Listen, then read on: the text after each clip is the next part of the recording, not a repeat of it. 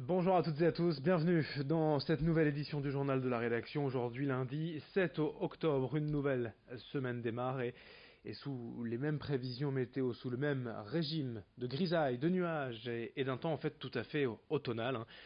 Un temps sec tout de même. Aujourd'hui, après avoir subi beaucoup de pluie quand même ce week-end dans la région, on devrait rester au sec en ce lundi, si ce n'est le retour d'un front pluvieux en soirée et la nuit prochaine. Du côté des températures, toujours un temps et des températures inférieures en normal de saison, 14 degrés sur le littoral, à Dunkerque ou à Calais, 15 degrés à Lille et dans l'intérieur des terres. Quelques pluies de prévues donc en soirée avant cela, un temps couvert et nuageux avec encore un peu de vent, bref un temps d'automne. À la une de cette édition, c'est peut-être l'information et l'image du week-end sur le littoral à Boulogne. L'opération de désamorçage d'une bombe de 250 kg datant de la Seconde Guerre mondiale avec des conséquences importantes pour la population. 25 000 personnes sont restées confinées à domicile hier durant près de 3 heures à Boulogne, au Portel et à Outreau. Certaines rues étaient désertes hier à la mi-journée. Prévue jusque 18 heures au plus tard, la mesure de confinement a été levée dès 15 heures par le préfet. Les démineurs ayant réussi à désamorcer la bombe. L'engin explosif a ensuite été emmené en mer pour être détruit, mais à cause de conditions météo difficiles, le contre-minage, l'explosion finale, a été reportée à aujourd'hui. Il y aura donc certainement une importante détonation et de nouveau du spectacle en mer, même si l'explosion doit avoir lieu à 2 km au large cet après-midi. On ne manquera pas d'en reparler d'ici là. Et dans cette édition, également cette image d'une manifestation samedi à Lille, près de 22 mois après le drame ayant coûté la vie à Selom et à Matisse. 300 personnes ont défilé pour demander vérité et justice.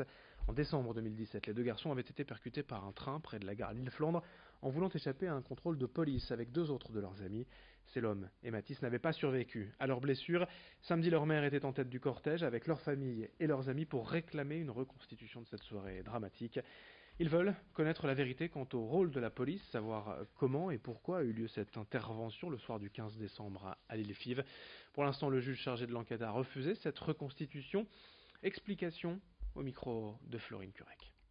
Nos enfants, au lieu de passer pour des victimes, ils sont passés pour des coupables, ce qui est complètement faux, puisque la police, elle, se dit victime, comme à chaque fois qu'il y a une bavure. C'est toujours de la faute de la personne, mais c'est jamais de leur faute. Sauf que nous voulons revendiquer le fait que quand on porte un uniforme, il y a un minimum de respect à avoir. Et nous voulons que nos enfants aient une image propre, parce que ce sont des enfants qui étaient propres, qui n'étaient pas des voyous. Ce sont des enfants qui avaient un avenir tout tracé et qui a été brisé le 15 décembre 2017 suite à un contrôle de police abusif et un délit de faciès. Autre info, deux ministres de passage à Tourcoing. Vendredi, Jean-Yves Le Drian, ministre de l'Europe et des Affaires étrangères, accompagné de Gérald Darmanin, ministre de l'Action et des Comptes publics. Ils sont venus parler d'attractivité du territoire et d'économie en inaugurant les nouveaux locaux du centre d'appel et de réservation de la plateforme Booking.com. Aujourd'hui, la société d'origine néerlandaise compte près de 700 salariés sur ce site, 880 d'ici les prochains mois. C'est un déménagement vers un complexe de 6500 mètres carrés, une extension pour poursuivre son développement en continuant de recruter et devenir ainsi le premier centre d'appel d'Europe. Tourisme, mais aussi attractivité économique dans la région avec les acteurs locaux et les ministres. Explication au micro de Rémi Desrenaud. Ce sera le lieu où, quand on a un problème de sa réservation, on aura une correction, toujours quelqu'un au téléphone, quelqu'un qui répondra. Et puis ça va créer aussi un petit écosystème favorable pour un centre-ville qui renaît parce qu'on a un nouveau quartier, le quadrilatère des piscines. On a inauguré une école toute neuve voilà quelques jours. On a aussi d'autres projets économiques, c'est le cas de Webhelp qui s'est installé en centre-ville. Là aussi, c'est plusieurs centaines d'emplois.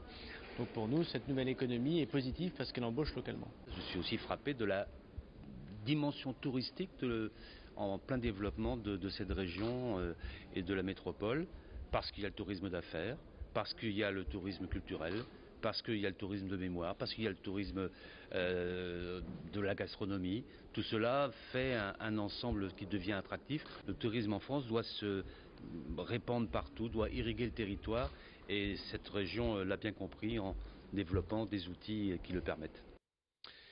La politique de la représentation jusqu'aux enjeux du quotidien, comment intéresser la population aux élections municipales de mars prochain et notamment les jeunes.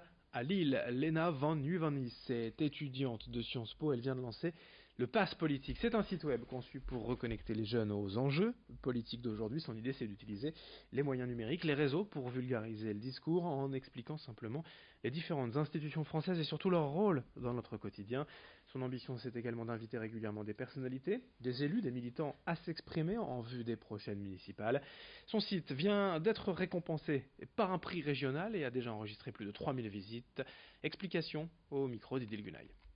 Pour avoir eu l'occasion de parler avec beaucoup de jeunes par rapport à mon projet, il y a souvent deux causes qui remontent. Donc déjà un manque d'information.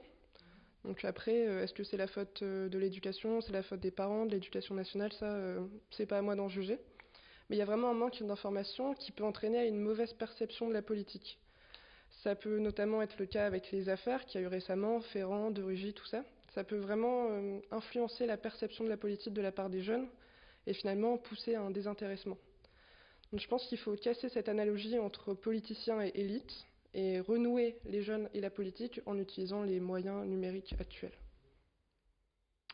Et puis peut-être avez-vous découvert ce nouveau dessin animé culinaire sur France 3 ce week-end, Mick, le mini-chef. C'est un programme court pour donner envie aux enfants d'apprendre les recettes, d'apprendre à cuisiner avec leurs parents. Il y a Léo et Mathilde, deux enfants accompagnés de Mick, le mini-chef, et d'une cuillère magique, une spatule en bois, Spoonita. Le chef étoilé nature armentière Nicolas Gauthier a participé à l'élaboration des recettes avec une boîte de production nordiste, Mick le mini-chef. C'est pour promouvoir le bien manger de manière amusante et ludique. Et tout ou presque a été créé ici, dans le Nord. Explication avec le chef Nicolas Gauthier au micro d'Idil Gunaï.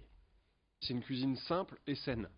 Et le but, c'est que ce soit ça de nos enfants à eux-mêmes d'avoir envie de leur faire, ou en tout cas aux parents de dire tiens, j'ai une recette sympa à te proposer, viens voir, je vais te montrer, j'ai vu un truc à la télé avec Mick le mini-chef, il explique bien les choses, on va la faire ensemble. Voilà, c'est vraiment, ce sont des recettes qui en moyenne prennent entre, allez, voilà, si on veut passer un peu de temps avec ses enfants en cuisine, vont pas prendre rarement plus d'une heure, quoi. Donc c'est un moment d'échange et de partage, et on sait que les enfants, 1 heure en cuisine, c'est déjà bien. Au-delà, ça commence à être compliqué, donc voilà, ce sont des recettes faciles à faire et qui sont bonnes et saines. Fin de ce journal, à suivre d'autres infos, d'autres images, bien évidemment, à suivre dès le prochain quart d'heure. Merci de votre fidélité.